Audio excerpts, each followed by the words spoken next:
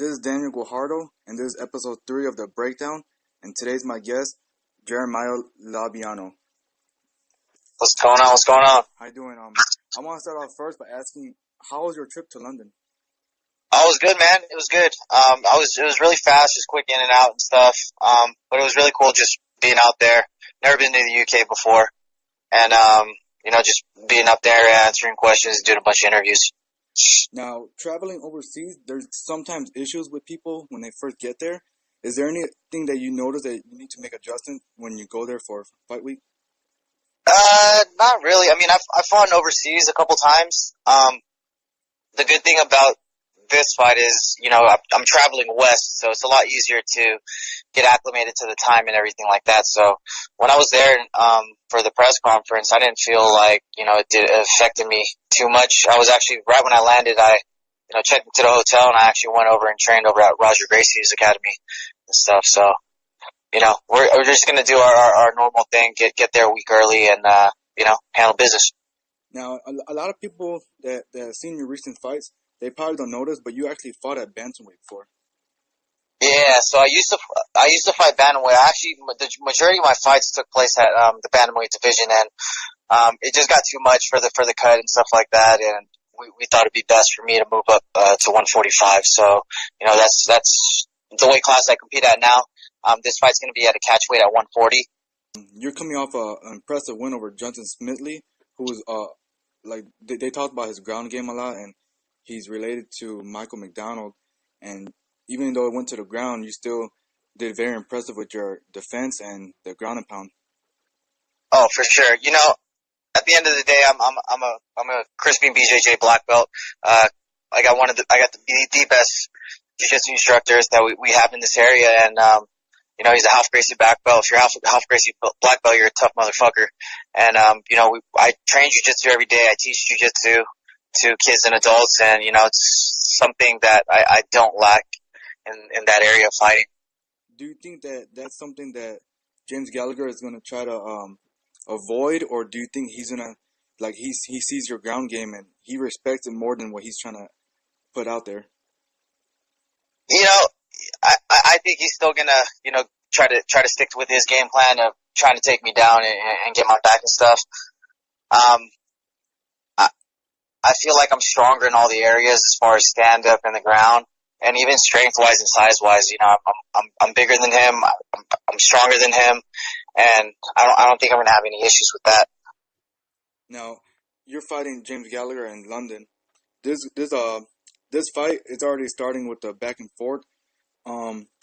Is there anything you're doing to prepare for his trash talk? Oh man, at the end of the day, it's MMA, right? Everyone's gonna talk shit. It is what it is. I'm just gonna go in there and handle business, do what I do best, and punch people in the face. Is there anything that you feel that you can expose on him in the fight? Impose on him, No, man. expose? I'm just gonna go in there and prepare for a war. At the end of the day, just gonna prep like I'm getting ready for, the hardest fight of my life. And at the end of the day, the hardest fight of your life is gonna be, your next fight. So. Yes. Yeah, and he's also coming off a win in his home country. Did you see anything in that fight that you felt wasn't impressive or that you felt was a weak point for him? I mean, that's shit. Everyone watched that fight, man. It wasn't. Look at the guy he fought. Looked like the guy was a fucking taxi cab driver. The guy had nothing to offer to him. He had no business being in the cage with James. So everyone knows he's getting spoon fed all these opponents and stuff like that. Once he runs into a real motherfucker like, Ricky Bandejas, you can see he has trouble with those guys. And, I bring a lot to the table. I have a lot of experience. I fought, high-level guys. I compete high-level jiu-jitsu against high-level jiu-jitsu guys. And like I said, June 22nd, I'm just going to go in there and do my thing.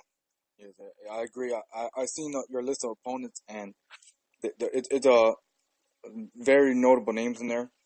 And I was asking you because you said that the cut was too hard to go to bantamweight. So after this fight, do you see yourself going to featherweight, or with a big win like this over or someone that Bellator is pushing? Do you think that you might give bantamweight another try?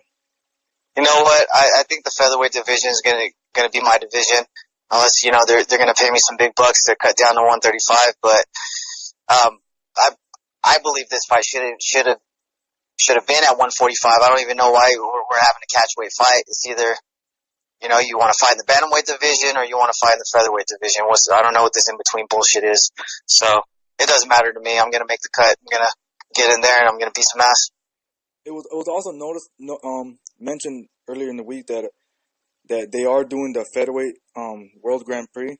Is that something that you see yourself entering, and with like an impressive win, do you see yourself being asked to join it? Oh hell yeah, for sure. Definitely gonna want to try to get on that. There's a real big card. It's probably one of the biggest ones that they're gonna have in this year. Even Scott Coker said it could probably be the biggest with some of the announcements they haven't made for the card. And Gallagher being close to home, he's probably gonna have a special entrance. Do you think you're gonna do something special for your entrance?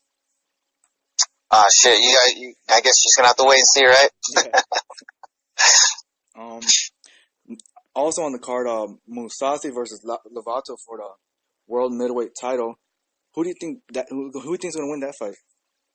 Man, I can't even choose sides on that one. I mean, Rafael Lovato, he's a world champion in jiu-jitsu. He's a grinder. He's a world champ.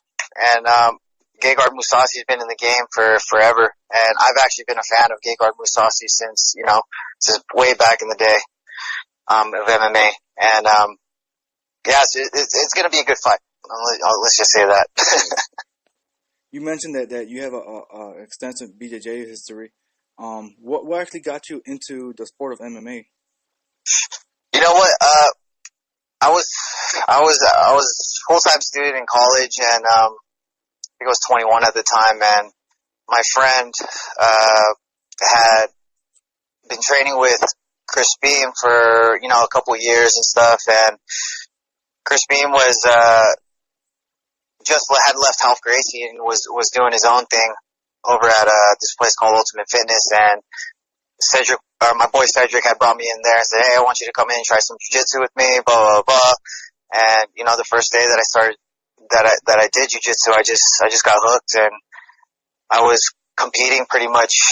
I was competing pretty much every other weekend or at least once a month. I was competing in jiu-jitsu, and I actually got my blue belt in 3 months, and I was one of two people that my professor gave their blue belts that fast.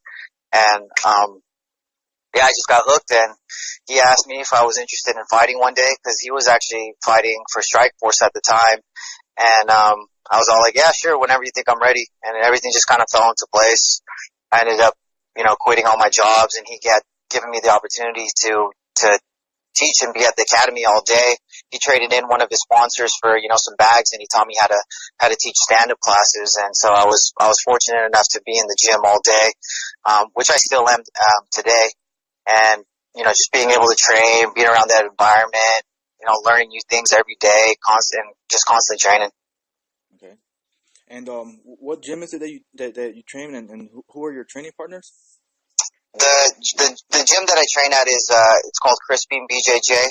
It's over in Pleasanton, California. The head instructor is Alexander Chris Beam. We got a handful of guys on the type fight team. One of my teammates, Ignacio Ortiz, he's fighting on the Bellator card over in San Jose. We got Alan Benson that just debuted for his pro a few weeks ago, and we have Jared Porter. He's one of the pros, and we got a handful of amateurs as well. Oh, that's good. Have you started your training camp yet? Oh man, there's no training camp. I'm training all day, man. Obviously the intensity is going to ramp up as you start to get closer to the fight, but I train every day.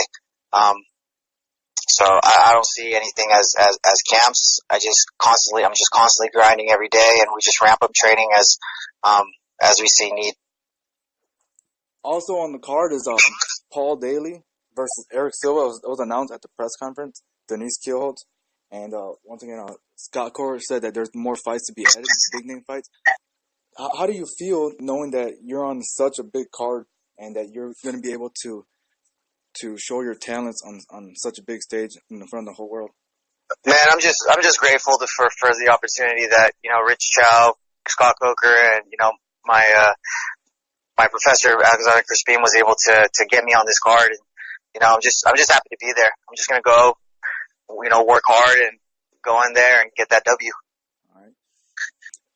When James Gallagher during the press conference, he threw a couple trash talk words, and you showed that you can actually give it back. Do you think that you can actually are you interested in more of the trash talk as the fight goes on? Like, is that something you want to do to keep the fight pumped up? Man, it is what it is. If he wants to throw some jabs at me, I'll throw some back. So it's all fun and games for, you know, the fans and stuff. I don't care if he likes me or not. I don't have anything personal against him. He's young. He's making money. He's got to do what he's got to do, right? But at the end of the day, I'm just going to go in there and handle business. And there's also a fight that a lot of fans are seeing as one of the main fights that people want to see. Do you see yourself and him actually stealing the show in the whole card? You know, for sure. I think I see ourselves stealing the card.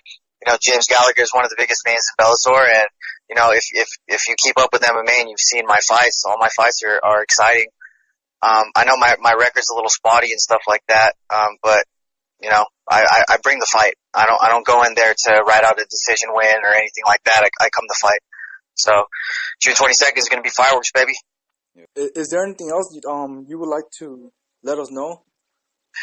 Man, just come out and support, you know, come support, you know, whether you're a local UK fan, come out and support your local fighters. You know, it's important for you guys to come out there and support your local fighters and stuff like that. And, you know, I hope I got fans out there too. And, you know, I hope they're out there rooting for me. And, yeah, I'm excited, man. Really excited. Thank you, sir. I really appreciate you coming to the show today. James Gallagher will face Jeremiah Labiano at a catchweight at 140 at Bellator London. Thank you for being on the show, sir. Maybe I'll talk to you after the fight. See how it went, and maybe discuss the featherweight tournament. Sounds good, bro. All right. Goodbye, sir. All right, thanks. Later.